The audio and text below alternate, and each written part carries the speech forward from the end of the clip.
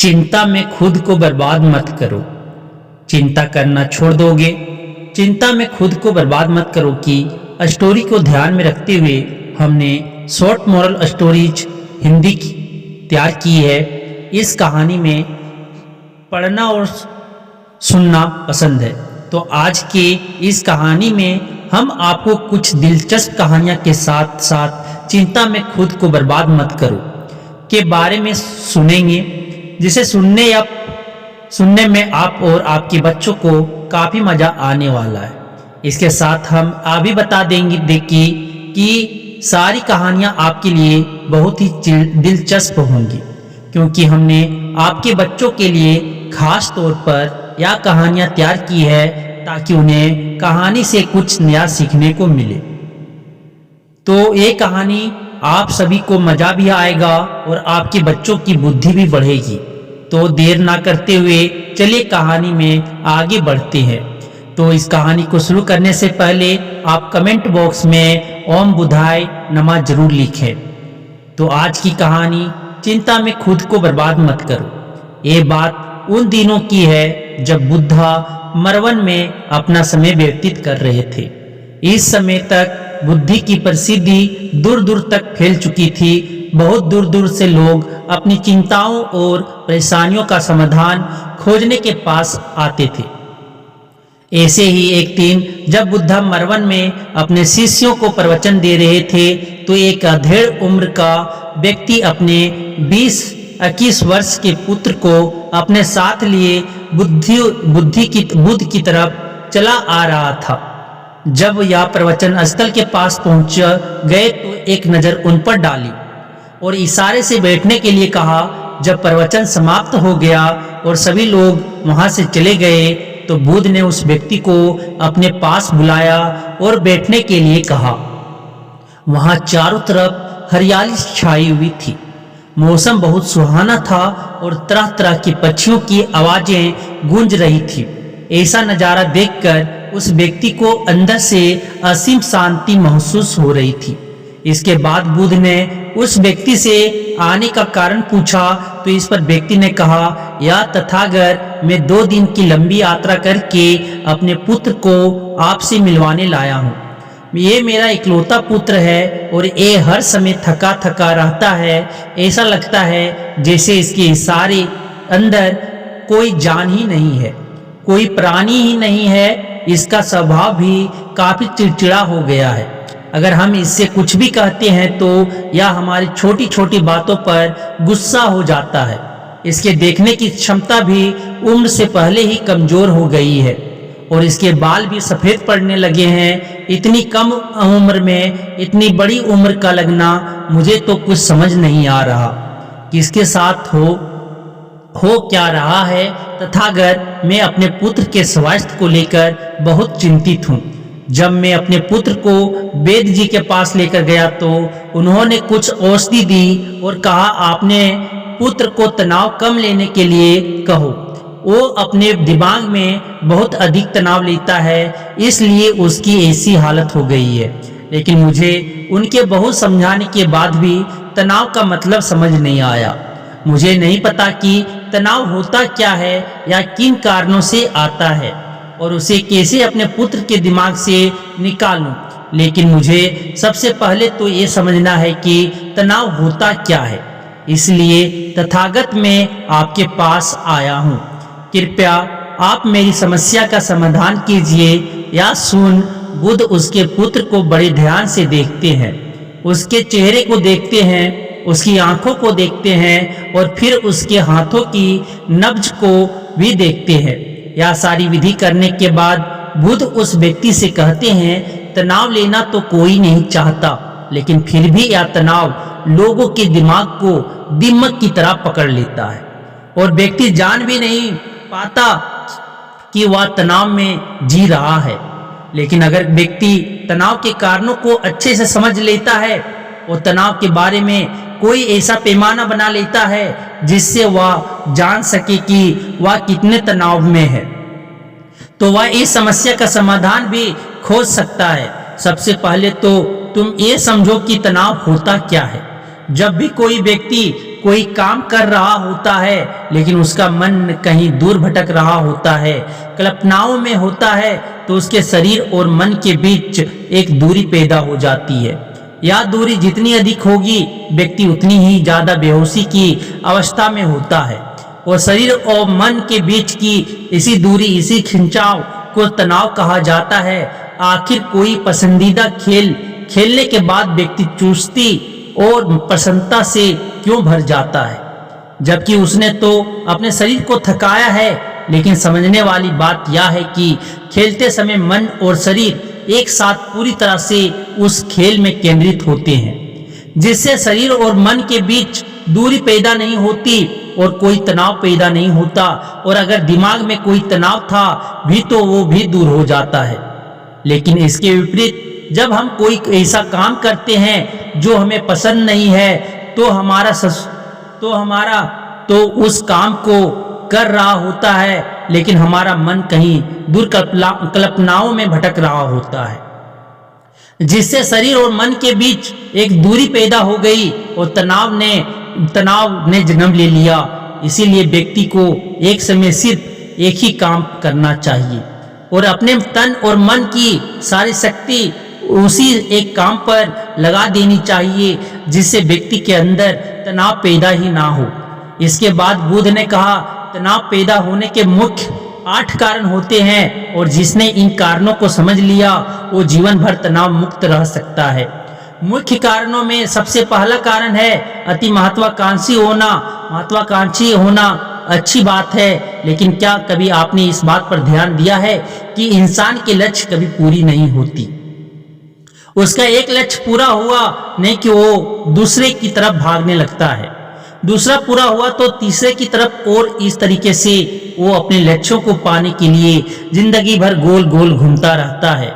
इसीलिए जो व्यक्ति अति महत्वाकांक्षी होता है, जिसने बड़े बड़े लक्ष्य बनाए होते हैं, वह वर्तमान में कभी रह ही नहीं पाता। उसका मन सदैव भविष्य की योजनाएं बनाने में ही बिजी रहता है। उसका शरीर तो वर्तमान में रहता है लेकिन भविष्य में ही रहता है, जिससे मन और शरीर के बीच दूरी पैदा हो जाती है और वह तनाव भरी जिंदगी जीने लगता है। बुद्ध के मुंह से यह बात सुन उस लड़के ने कहा, बुद्ध, तो फिर इसका मतलब है कि हमें लक्ष्य नहीं बनानी चाहिए, क्योंकि लक्ष्य बनाना भी तो महत्वाकांक्षा ही है। इस पर बुद्ध ने कहा, जीवन में लक्ष्य बनाना कोई गलत बात नहीं है, लेकिन समस्या तब उत्पन्न होती है जब वो अपना पूरा ध्यान उस लक्ष्य से मिलने वाले परिणाम पर ही लगा देते हैं और उसके परिणाम की चिंता करते रहते हैं। व्यक्ति को वर्तमान में जीना आना चाहिए। आप लक्ष्य बनाइए और उस लक्ष्य की प्राप्ति के लिए कड़ी मेहनत करिए, लेकिन साथ ही साथ आपको इस बात का भी ज्ञान होना चाहिए कि आप अभी वर्तमान में जी रहे हैं और वर्तमान में ही सत्य है। बुद्ध ने आगे कहा, तनाव का दूसरा सबसे बड़ा कारण है ईर्ष्या। जब व्यक्ति ईर्ष्या और जलन से भर जाता है तो उसका मन अंदर से सड़ने लगता है। ईर्ष्या एक आंतरिक घाव है। आंतरिक घाव यानी मन का घाव। व्यक्ति के शरीर का घाव तो भर सकता है, लेकिन मन का घाव कभी नहीं भर सकता। इसीलिए व्यक्ति को दूसरे की खुशी और तरक्की से कभी ईर्ष्या नहीं करनी चाहिए, क्योंकि तनाव का कारण है। इसके बाद बुद्ध ने तनाव का अगला कारण बताते हुए कहा कि आरुषिपूर्ण काम करने से भी मन में तनाव पैदा होता है। जो काम करना हमें पसंद नहीं है, जिसका में हमारी रुचि ही नहीं है, उस काम में हमारा मन लग ही नहीं पाएगा। हमारा शरीर तो वहीं बैठा रहेगा, लेकिन हमारा मन कल्पनाओं की उड़ान भरेगा, जिससे शरीर और मन के बीच दूरी पैदा हो जाती है और व्यक्ति तनावग्रस्त हो जाता है। इसीलिए इंसान को हमेशा अपनी रुचि के अनुसार ही कार्य करनी चाहिए। अगर व्यक्ति ने ये पता कर लिया कि उसे कौन सा काम करना पसंद है और वो उसी काम को अपने जीवन का लक्ष्य बना लेता है, तो फिर वो काम उसके लिए काम नहीं बल्कि खेल बन जाता है। फिर बुद्ध ने कहा, तनाव का चौथा कारण होता है कि किसी दूसरे से अच्छा रखना। बुद्ध ने उस व्यक्ति की ओर इशारा करते हुए कहा, एक पिता होने के नाते तुम्हारी अपने पुत्र से बहुत ही सी अपेक्षाएं होगी कि तुम्हारा पुत्र एक बहुत ही कामयाब इंसान बने, तुम्हारा नाम रोशन करे, जैसा तुम चाहते हो उस तरह का जीवन जिए। तुम्हारी हर बात मानी, लेकिन क्या आज तक कभी किसी की सारी अपेक्षाएं पूरी हुई है? जब भी कोई व्यक्ति किसी दूसरे से कोई अपेक्षा रखने लगता है तो वो अनजाने में अपने लिए तनाव पैदा करने लगता है। जरा सोचो कि अगर तुम्हारा बेटा तुम्हारे अनुसार काम नहीं कर रहा और वो नहीं बन पा रहा जो तुम उसे बनाना चाहते हो, तो निश्चित रूप से तुम्हारे दिमाग को तनाव पकड़ लेगा। तुम तनाव से भरा हुआ जीवन जीना शुरू कर दोगे और इस तनाव के बस में आकर तुम ऐसा व्यवहार करोगे, ऐसी बातें करोगे कि तुम्हारा अपने पुत्र के साथ संबंध और भी खराब होता चला जाएगा। इसीलिए व्यक्ति को जितना हो सके उतनी कम अपेक्षाएं दूसरों से रखनी चाहिए, और अगर पूरी तरह से तनाव मुक्त रहना है तो दूसरों से अपेक्षा रखना ही बंद कर दो। इसके बाद बुद्ध ने कहा कि शारीरिक कष्ट भी इंसान के तनाव का एक कारण होता है। जब व्यक्ति किसी शारीरिक पीड़ा से गुजर रहा होता है तो उसका पूरा ध्यान बस अपने उस शारीरिक दर्द पर होता है और वो पूरे दिन बस उसी के बारे में सोचते रहता है, जिससे उसका मन दुख के विचार से भर जाता है और ऐसी स्थिति में व्यक्ति तनावग्रस्त रहने लगता है। या सुन, उस व्यक्ति ने कहा कि हे बुद्ध, शारीरिक दुख तो किसी भी व्यक्ति को हो सकता है, तो फिर क्या हुआ? व्यक्ति जीवन भर तनाव में ही जिएगा? इसका जवाब देते हुए बुद्ध ने कहा कि इंसान को ये बात समझनी चाहिए कि हमारा जीवन दुखों का आधार है। जैसे जैसे हमारा जीवन आगे बढ़ता है इसमें दुख आती हैं, बीमारियां आती हैं और फिर अंत में मृत्यु भी आती है। तो हम बीमारियां इंसान के जीवन का अभिन्न अंग है, कोई इनसे बच नहीं सकता। बस किसी किसी के जीवन में ये समय से पहले आ जाती है तो किसी के बाद में आती है, सबको है। जब इंसान का मन इस बात को अच्छे से समझ लेगा तो फिर वह अपनी बीमारी के बारे में सोच कर ज्यादा तनाव नहीं लेगा, क्योंकि यह हमारे जीवन का अभिन्न हिस्सा है और इसके लिए व्यक्ति को शारीरिक रूप से भी अभ्यास करते रहना चाहिए। अपने जीवन में एक्सरसाइज और स्वस्थ जीवन शैली को भी जगह देनी चाहिए ताकि उसका शरीर लंबे समय तक निरोगी रहकर सही से काम कर सके। तनाव का अगला कारण होता है अपनी योजनाओं को समझने के लिए समय ना देना। कुछ लोगों के दिमाग में कोई विचार आया नहीं है कि वो बिना सोचे समझे उस पर काम करना शुरू कर देते हैं, और जब उस काम में उन्हें असफलता मिलती है तो वह तनाव से भर जाते हैं, क्योंकि उन्होंने उस काम को शुरू करने से पहले उसके बारे में पूरी जानकारी इकट्ठा नहीं की थी। इंसान को कोई भी काम शुरू करने से पहले उसके अच्छे और बुरे परिणामों के बारे में ठीक से सोच विचार कर लेना चाहिए। इंसान को इस बारे में भी सोच लेना चाहिए कि अगर ये योजना सफल नहीं हुई तो फिर इसके बाद मैं क्या करूंगा। इसलिए व्यक्ति को अपनी योजनाओं को ठीक से समझने के लिए पूरा समय देना चाहिए ताकि बाद में उस योजना की वजह से तनाव पैदा ना हो। तनाव का 7वां सबसे बड़ा कारण होता है टाल मटोल करना, आज के काम को काल पर टालना।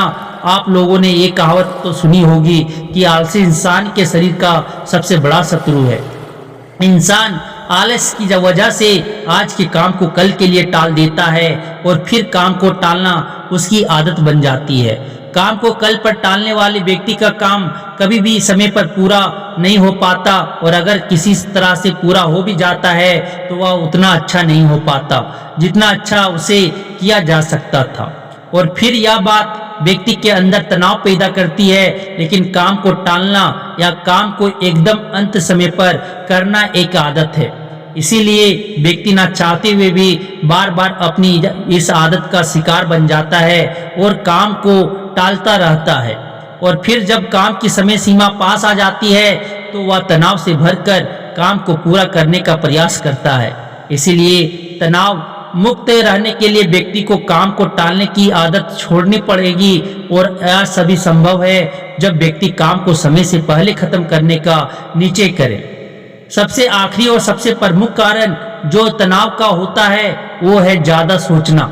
लगातार सोचते रहना भी एक बीमारी है, और यह उस व्यक्ति में सबसे ज्यादा पाई जाती है जो कपोल कल्पनाएं करता है, जो अतीत की घटनाओं और भविष्य की बातों के बारे में सोचता रहता है, जो बेवजह के अनुमान लगाता रहता है। इसलिए व्यक्ति को ज्यादा सोचने की आदत पर लगाम लगाना चाहिए। इसके लिए जितना हो सके खुद को काम में व्यस्त बिजी रखना चाहिए और हर दिन ध्यान का अभ्यास करने को अपने जीवन का हिस्सा बना लेना चाहिए।